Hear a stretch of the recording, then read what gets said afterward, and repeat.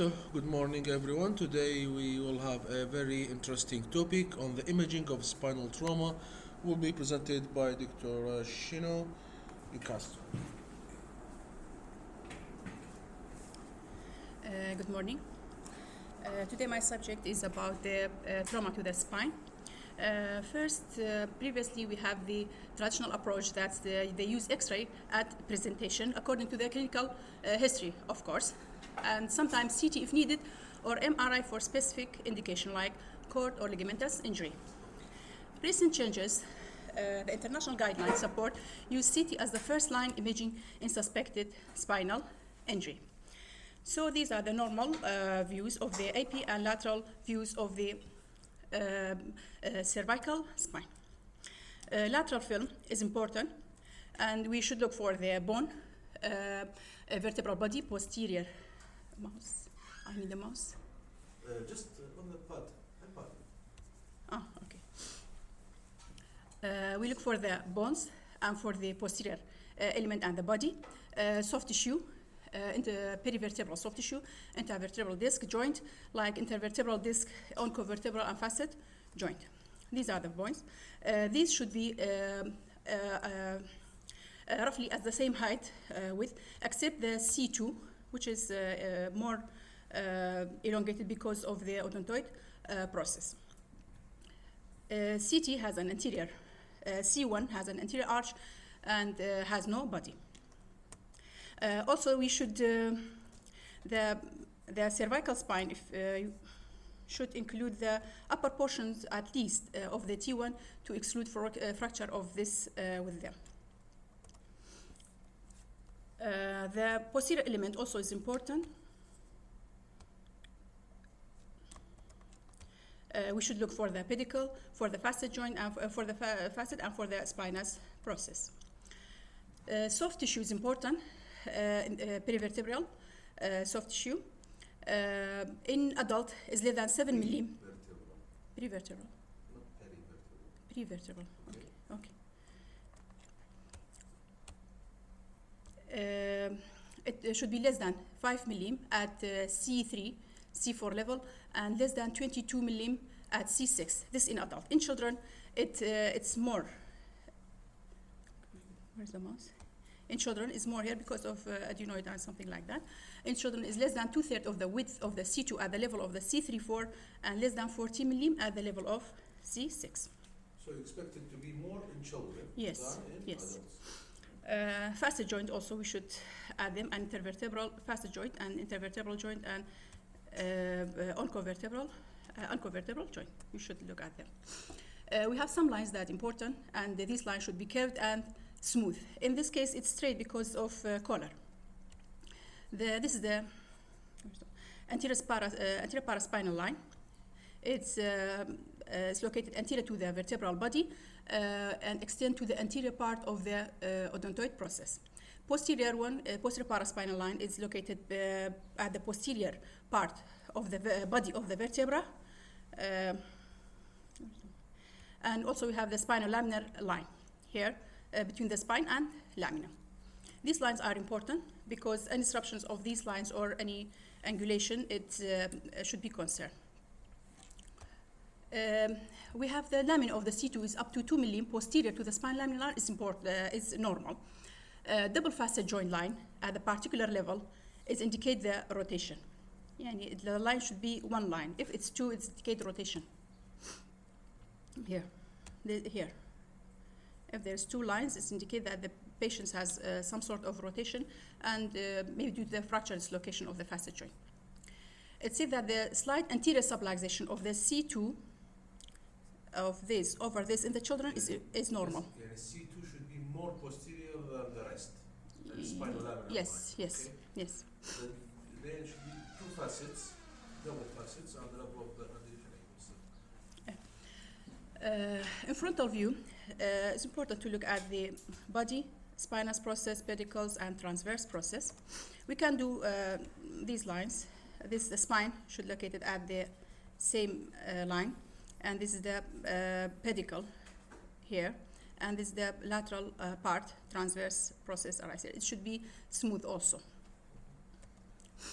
Thoracolumbar spine anatomy is just like the like the cervical. Also, we check the alignment, anterior and posterior element, but here there is no prevertebral soft tissue. So, for assessing of the spinal trauma, we have general approach, alignment. As I said, spinal line abrupt steps can suggest fracture or dislocation, either intervertebral or facet joints. Joint space widening can suggest ligament injury. In bone, we should look at the fracture, cortical step, etc. Absent normal anatomy, sometimes we cannot see the pedicle, or vertebral body height loss, in case of wedge fracture, like something like that. Soft tissue, prevertebral soft tissue. Sometimes only we see the soft tissue swelling, and this indicates for fracture sometimes. We have column, we have anterior column, middle and posterior column. And these are important because as I mentioned later on, there is some of them indicate the instability or stability according to that. We have anterior column. That's anterior column is include the 2/3 of the vertebral body, anterior longitudinal ligament, and the anterior part of the annulus. The middle part is include the posterior 1/3 of the vertebral body, posterior annulus, and the posterior longitudinal ligament. The posterior column is include the posterior element, that's the pedicle, facet joint, spinous process, and ligaments.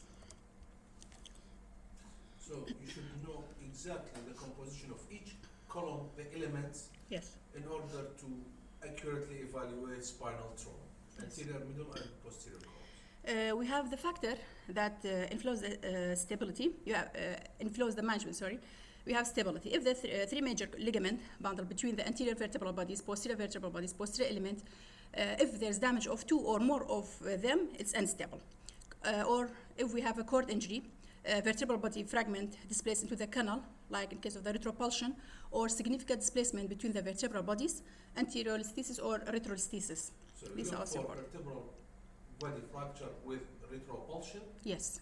very important. You look for anterior posterior listhesis, very important. And you look for evidence of damage of two or more of the ligaments. Yes.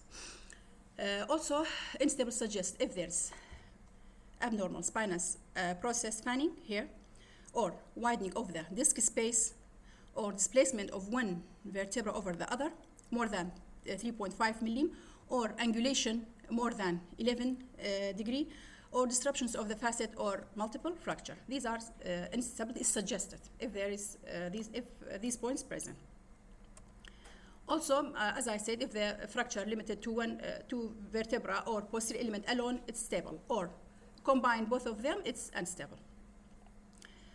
Fracture and dislocations are most common within the lower cervical spine, C4, C7, the thoracolumbar junction, T10, L2, and the craniocervical junction, C1 and C2, because the movement here is more. The parts that are mobile. Yeah. We have the pathomechanics of the spinal injury. We have flexion. There's anterior wedging of the vertebral body. In extension, there is a small triangular fragment spread from the anterior inferior part of the vertebral body. Sometimes there is in structure tension chance fractures, there is the horizontal fracture in the posterior element here. Structure, just pull the way. Yes, Pull the yes, there is little or no. Where is the mouse? Oh. There is little or no wedging of the vertebral body. In flexion destruction injury, there is a horizontal fracture. We have a combination of both. Yes, where is the mouse? Okay.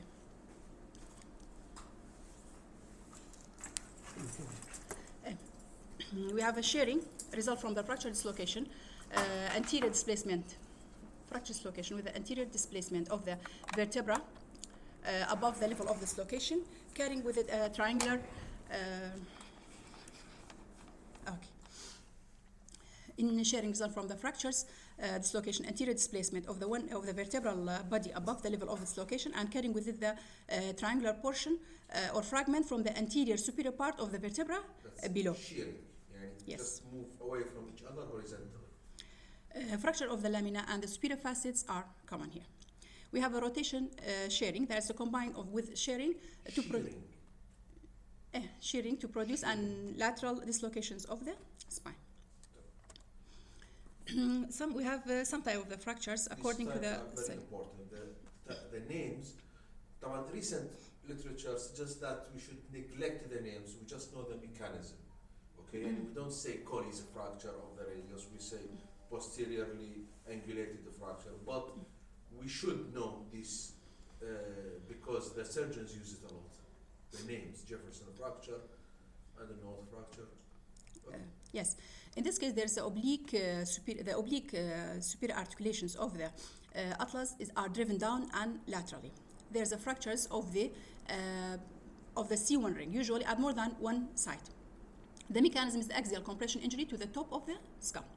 It's stable injury unless there is disruptions of the transverse atlantar ligament. Here, there's a fracture, and here there's a fractures, and there's the lateral hanging of the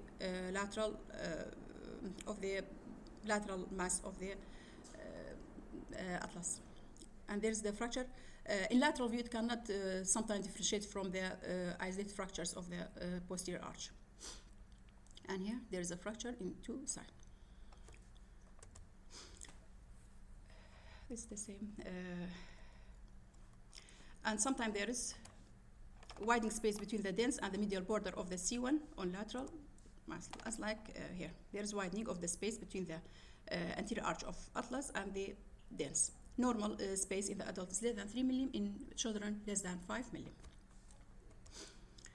Posterior arch fracture of C1, this commonly non-displaced bilaterally, benign. It should be differentiated from the neural arch gap that are normal variant. Mechanism is from the compressions of the arch, of this arch between the base of the skull and the spinous process of the C2 during hyperextension. The injury is stable. Hangman fracture is a traumatic spondylolisthesis of the C2 with a fracture through both pedicle, separating the posterior element from the vertebral body. The fracture lines oblique and symmetrical.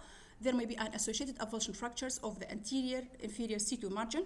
C2 vertebral body sublux anterior to the C3. Posterior element remain normally aligned. The spinal canal effectively widen epidiameter, and there is often little neurological injury. As like in these pictures, there is bilateral oblique fracture, and this symmetrical bilateral. This leads to the separations of the body from the posterior element. The spinolaminar line is intact, and there's widening of the canal because the body in this region and the other separation. There's separation between the pedicle, between the posterior element and the anterior element of it. Basically, Hagman fracture, Jefferson fracture are the same.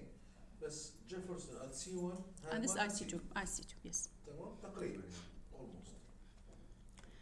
We have odontoid dense fracture of C2. This can be mistaken for os odontoideum sometimes. Posterior, there's a posterior displacement of the anterior C1 arch relative to the C2. The fracture is placed anteriorly, and we have three types. We have the high types. That's the avulsion or fractures of the superolateral part of the tip of the dens by the intact alar ligament. Type 2, it's stable, this one. The second one, which is the most common, is the transverse fractures at the base of the dens, and this is unstable. And 3, the type 3, it's technically not exact a dense fracture because extend to the more inferiorly. It's unstable fracture. There is the fractures of the superior portion of the axis body with extension through one or both of its superior articular facet. Sometimes we have an undisplaced fracture. We can only see the soft tissue swelling anterior to the upper cervical spine. In type 3 undisplaced fracture, it's difficult. Sometimes there's a ring. This ring should be a complete ring. If there's any disruption of this ring, it indicates fracture. Sometimes, as I mentioned, there's only soft tissue swelling. Here, there is soft tissue swelling. Look, there is more obvious here, and it's more wider diameter than here. Well, it should be the opposite. Yes, it should be the opposite. And this is the type 2 fracture. Here, the line. And this is the ring, the Harris ring. There's disruption of the ring here. This is also type 3. There is mild displacement of the odontoid process anteriorly. And here also, this type 2 fracture. There is a line, transverse line, and there this think also CT with coronal reconstruction is not better. very It's better for this area, useful in yes. these cases, yes. And there is anterior displacement of this type 3, and here also. Mechanism, hyperflexion or hyperextension injury. There is a match effect that's due to inferior cortical margins of the posterior arch of atlas crossing the base of the dens, sometimes may mimic the dens fracture. Match effect. In lateral X-ray, there's anterior tilt of the odontoid and perivertebral soft tissue. We have extension teardrop fracture, that's of the C2. Fractures of the anterior corner. There's a fractures of the anterior corner of the body of the C2, which is avulsed by the intact anterior longitudinal ligament, not associated with a neurological deficit. It may occur in isolation or with Hagman fractures. The mechanism is an extension injury and is unstable. Here, there's a fracture. So this is important to recognize because it's unstable. Yes, it's unstable. It's flexion T-drop fracture of the C3, a fracture dislocation that's usually associated with spinal cord injury. Sometimes they present with a spinal cord injury. It's unstable. It's unstable fracture. Here we look at the triangular part is separated from the body with the posterior displacement of the body of C5 over the 6. Mechanism is hyperflexion and axial compression. It's unstable injury. As I said, there's a triangular fragment at the anterior inferior aspect of the involved vertebral body, teardrop. Anterior vertebral body height is reduced. Prevertebral soft tissue swelling. Posterior displacement of the fractured vertebra and diastasis of the interfacetal joint indicate longitudinal ligament intervertebral and posterior ligament complex disruption. Here, so there is a avulsed fracture and there is decreasing the height of this. Unilateral locked facet, unilateral interfacetal dislocation, C3 to C7. Dislocation of the interfacetal joints on the side opposite to the direction of rotation. The dislocation facet comes to rest anterior to the subjacent facet, and this it's locked. It's called reverse hamburger sign. Mechanism is simultaneous flexion with rotation. It's stable injury.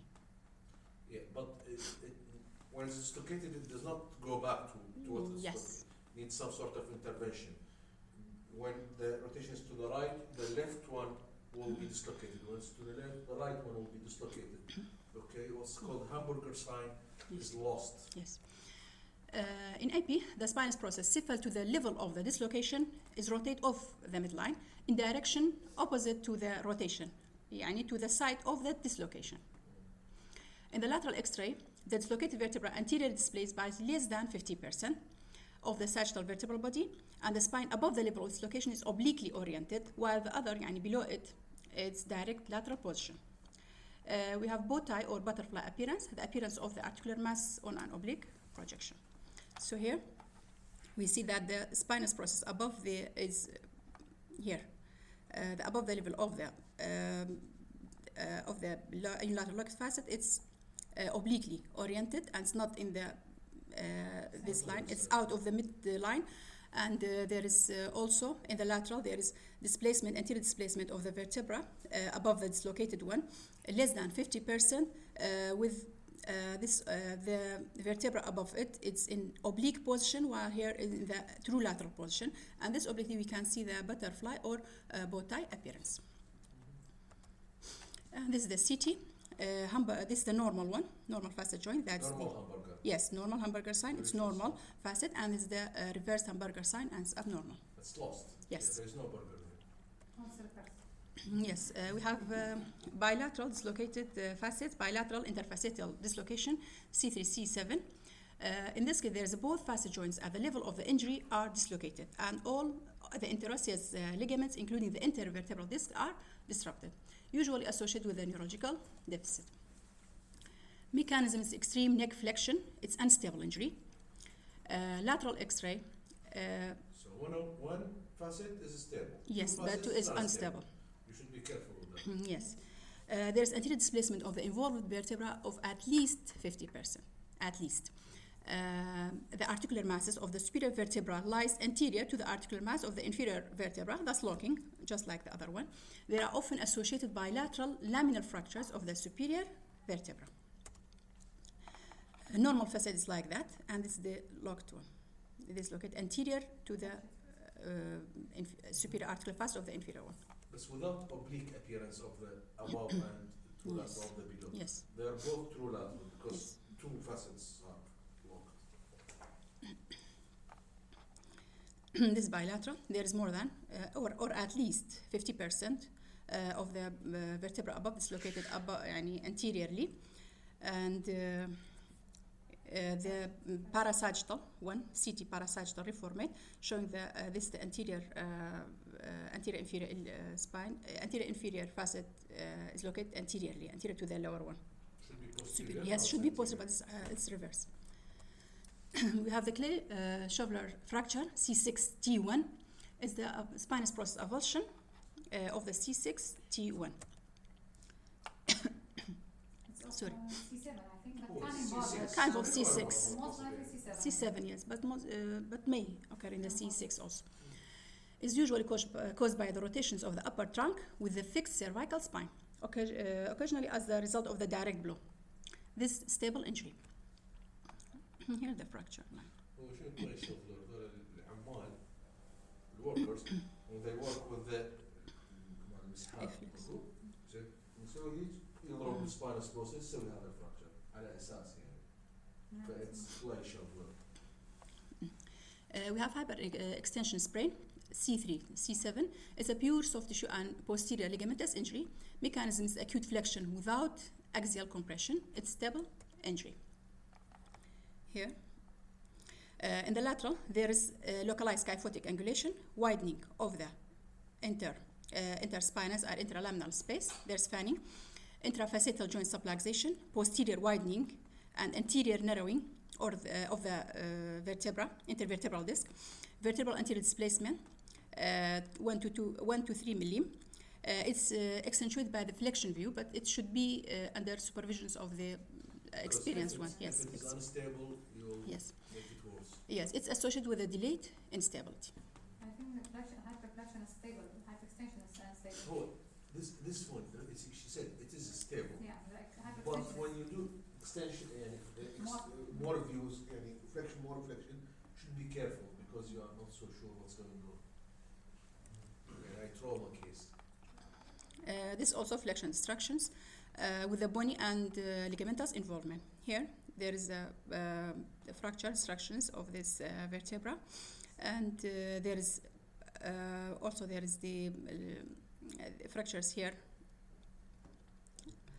and there's dirty fat sign here. We look at, and there is ligamentous, there is intraspinous ligament injury here. Interspinous ligament injury replaced by edema. You can't see fluid.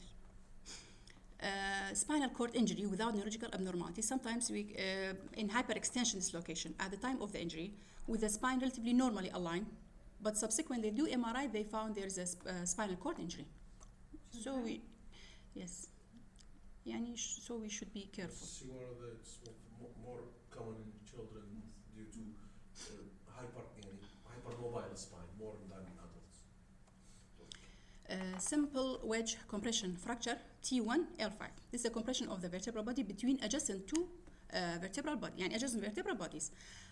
There's a paraspinous hematoma with it. Mechanism is a hyperflexion injury. Here, there's the X-ray in the lateral is showing the anterior wedging of the vertebral body deformity and vertebral end plate depression, which is usually superior. The impaction is identified by the faint sclerotic band just beneath the deformed end plate. There's decrease in the body height of the vertebra.